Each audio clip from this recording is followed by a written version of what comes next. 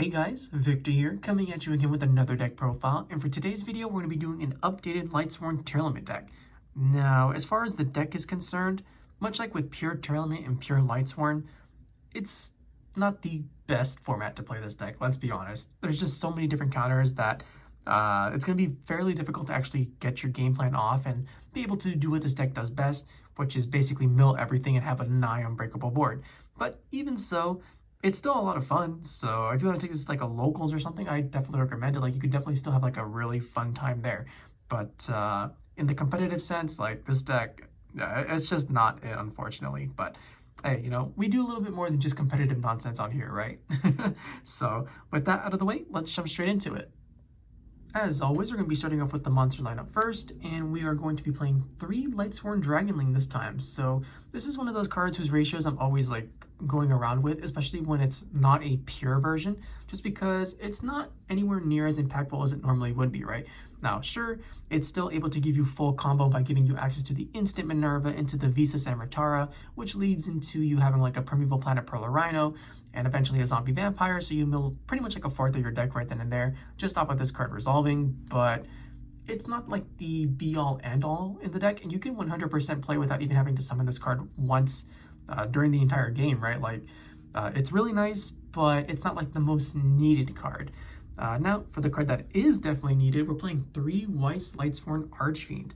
So this is the pretty much like the only non-negotiable 3 of, as it takes your bricks in the form of like Felis and Wulf, it stacks them on top of your deck, lets you mill 2, and then much like Dragonling, it's, I don't want to say like a 1-card combo, but it's like more of a 1.5 card combo as long as you have either of those 2 cards. And even if you have like the Felis, right, while you're not able to make Minerva, you are able to go straight into the Weiss amritara, as it's one of those very, very rare synchro cards that does not require 1 tuner plus 1 or more non-tuner monsters, right? So you can actually use 2 tuners to make it if you have the other necessary requirements, as crazy as that may sound. So yeah, and it's level 4 Light Fiend, whatever. So Light Fiend tuner, which makes it really, really strong. Then for the other tuner, we're playing 2 Felis Lightsworn Archer. The tuners are obviously like just incredibly important, but Felis does have some downsides just because it does not trigger its effect if you're able to mill it off a spell, right? And we do play cards like Charge of the Light Brigade, and we do play Tearlaments Scream, so that means if you end up milling the Felis off of either of those 2 cards, it will not be able to trigger it to come back. But even so, the 2 Felis are still pretty much, I want to say mandatory, because like the deck really does need these cards, whether you're using them for synchros, exceeds, links, whatever, just to hit the field and help you set up like your really strong, impenetrable boards, right? But yeah, 2 Felis perfectly fine. I never really want to find myself making 3, because then you're going to draw all 3 of them and you're just not going to have a good time. And then for the final Lightsworn monster, 1 Wulf Lightsworn Beast. You mill it, you special summon it. Really straightforward, right? And that's it for the Lightsworns. And next up, we can focus on the Tearlament portion of the deck, which is going to start with 3 Tearlaments Kashtira. So on normal or special summon, it mills 3 cards. And then when it's sent to the graveyard, you're able to mill 2 more cards. Really good, really straightforward. And you can special summon this card from like your hand during your main phase or your opponent's main phase by just banishing a tier card that's either in your hand or in your grave. So it's very easy to summon and just like mill. Then we're only playing 2 Tearlaments Reinoheart this time. I've said it before with these types of profiles, but Reinoheart is not the main focus of the deck in this specific version, right? So there's pretty much like no need to play 3 of it or like max copies of it. And there are even times where I just knock this card down to 1, and I would probably play something like Raid in Hand of the Lightsworn, right? And then we can do some cute shenanigans using cards like Tearlaments Grief, where because they're both warriors, you can special 1 being the Reinoheart and then send the Raid in and then, just do other stuff. But we don't really need to do that, truth be told. 2 is probably the perfect number for a ratio like this or in a deck like this, as you're going to have access to it pretty much whenever you want, as you are going to be milling your entire deck basically on turn 1. And yeah, it's just like a really solid card. It foolishes any tier monster except itself, so it opens up pretty much all the fusion aspects of the deck pretty seamlessly, as well as a lot of the exceed options. Then for the 1 of tiers, we have the 1 Merrli, the 1 Havnis, and the 1 Scheiren. We're only allowed to play 1 of each, so we only play 1 of each. And with that, That's the tier monster lineup. And then for the other cards that help us supplement the engine, we're going to be playing 3 Imsety Glory of Horus, 1 Hapi Guidance of Horus, and 1 Duamutef Blessing of Horus. So the Imsety and the Hapis are pretty standard, but you typically never see me play Duamutef just because it is a harder brick and you typically just don't want to draw it, right? But the more that I played this deck, the more that I found I just needed like 1 additional monster in a lot of situations to be able to link someone a little bit more effectively, right? So I just figured might as well toss this in. It's perfectly fine. Ideally, you don't draw it, but you probably will along with your Felices and Wulfs, right? So just don't do that. But yeah, you know, it's there. It's not like the end of the world. And then it does help you, like I said, with your link plays, and it also helps you with your exceed plays a little bit more easily because it is a level 8. As for the other cards we're playing, we're still playing 2 Beastking of the Swamp because it means that we have access to Tearlaments Rukulos. And this deck, I've always felt needed like a little bit extra something that we wanted to mill just to be able to function a little bit more often, because you do constantly find yourself in situations where you mill a Tearlament monster that fusion summons and then you just can't make anything, right? So having more options is always greatly appreciated. And then lastly, the 1 Mudora the Sword Oracle, because we need at least 1 shuffler so that we just don't auto deck out when we go to our next turn.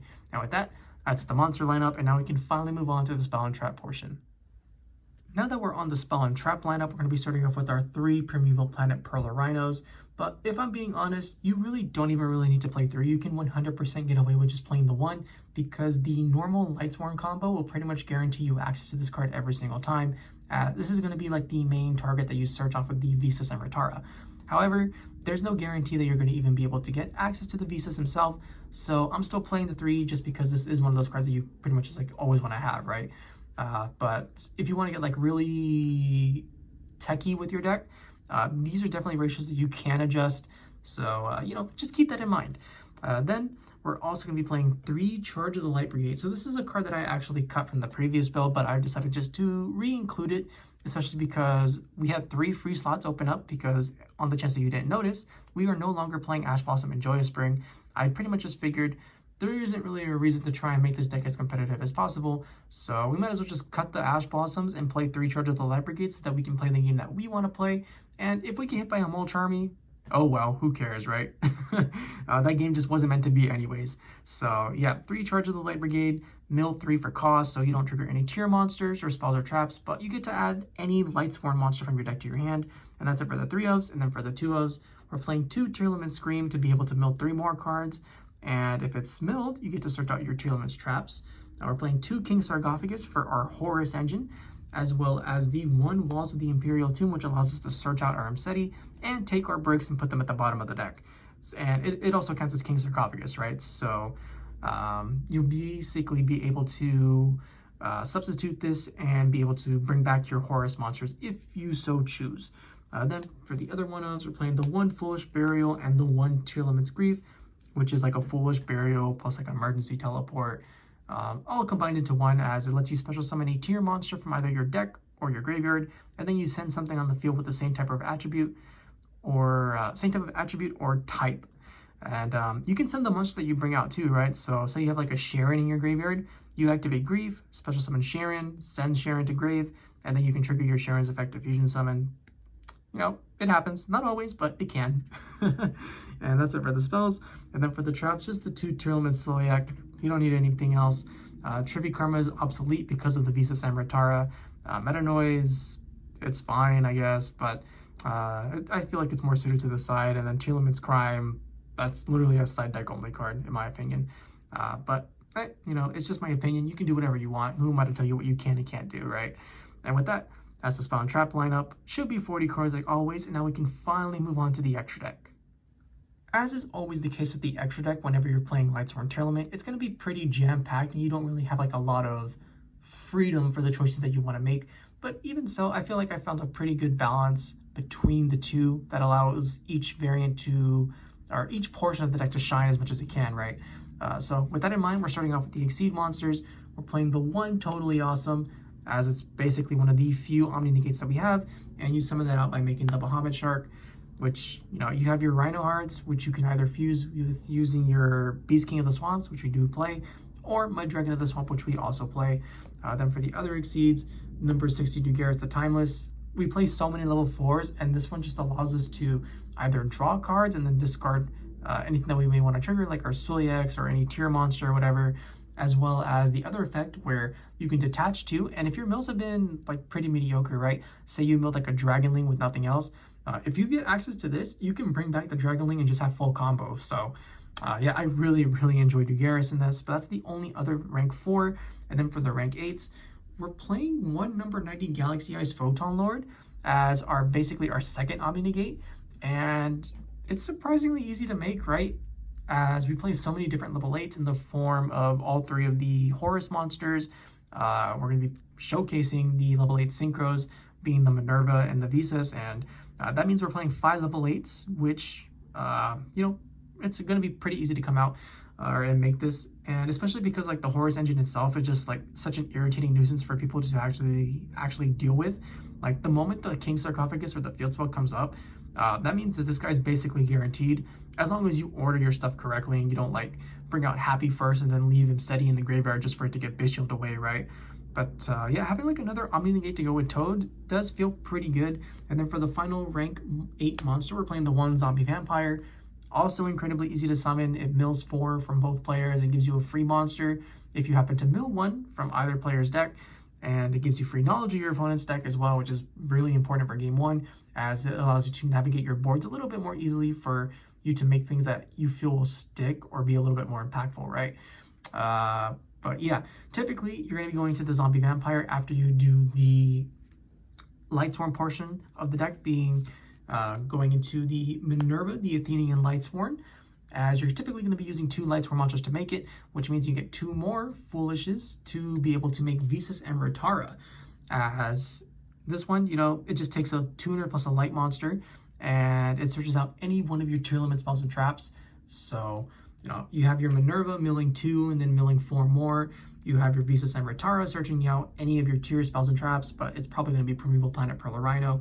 And then you overlay them both into the Zombie Vampire to just mill 4 more cards, and your deck is basically gone at that point, right?